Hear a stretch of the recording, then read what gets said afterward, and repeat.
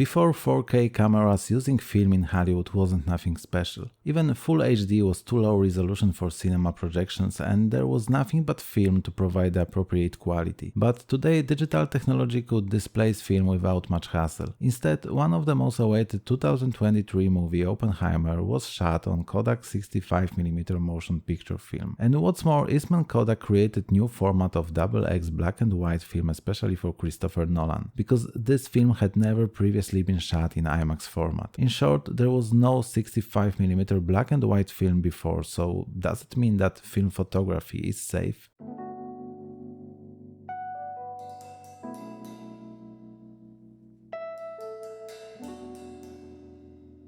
Well, for sure it's quite good news that the thing is not only about some hatterheads who want to use film in the era of mirrorless cameras with eye detection autofocus. Having Chris Nolan on our side gives a little bit of hope for film community. Of course, I'm half joking, but what's not a joke is the fact that without Kodak there will be no color film at all. So you're talking to me? Well, I'm the only one here.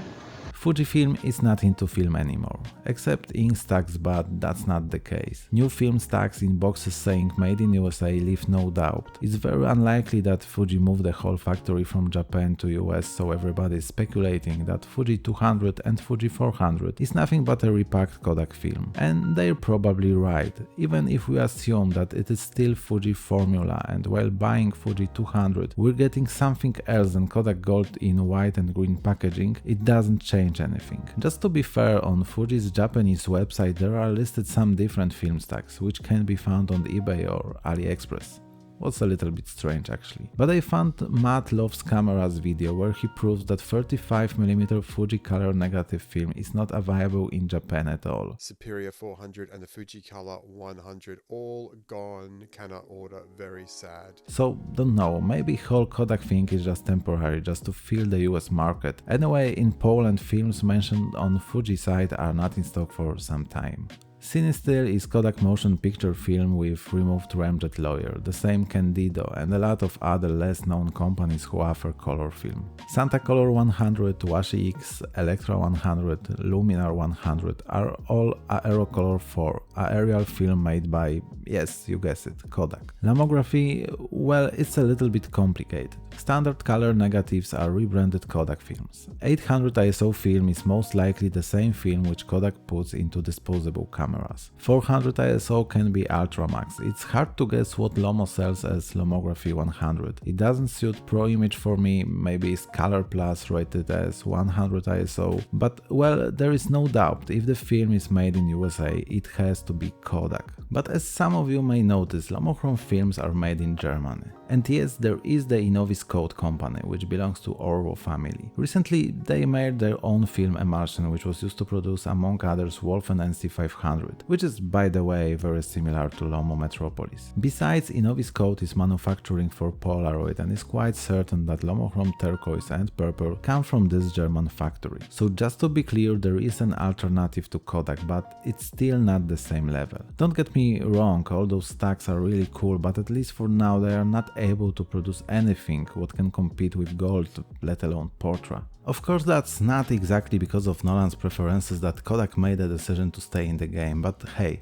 it's 2023, Kodak is making new motion picture film, what's more in IMAX format. I know that it's not brand new stack, but still it required some effort. They didn't just glue together two 35mm double X's to give Nolan what he wanted. Moreover, there is Wes Anderson's Asteroid City, also filmed on Kodak. Lunchtime, line up single file. Lunchtime, line up single file. Lunchtime, line up single file.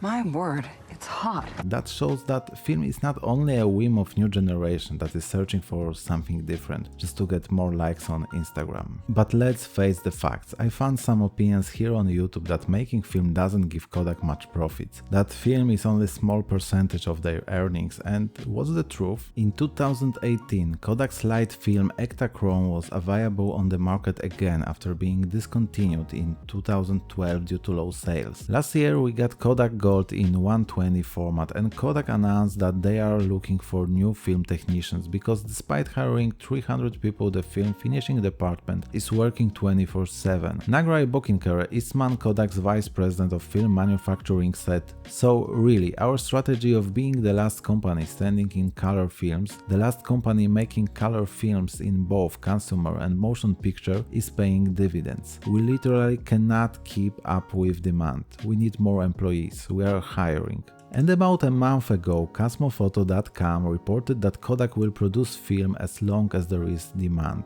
As Eastman Kodak's CEO said, the cooperation with Kodak Alaris was extended to 2028. What does it mean? Kodak Alaris is company responsible for selling Kodak still films. It was created after Kodak bankruptcy in 2012, so making it short, Eastman Kodak produces the film and Kodak Alaris distributes it. And they make a deal for another 5 years on this field. Jim Continenza is talking also about growing demand, of course some Oppenheimer things. We can also read that between 2015 and 2019 demand had doubled. So if we add previous information about the lack of film technicians, it doesn't look so bad. Of course Kodak can't speak openly about getting Fujifilm slice of the pie, but for sure it also improves their situation. I mean, monopoly, it's not usually a good thing, but in this case there is no other option. Producing the film is so complicated, expensive, and the market, even though it's getting bigger, still leaves no room for another companies without any infrastructure. That's why I keep my fingers crossed for Orwo, cause for now this is the only one expedient alternative. And the rest is in our hands. If analog photography does not turn out to be just a passing fad, the film should be safe. But for now, if Kodak quits producing film, it's gonna be exactly like in Agatha Christie's novel. There will be no one else.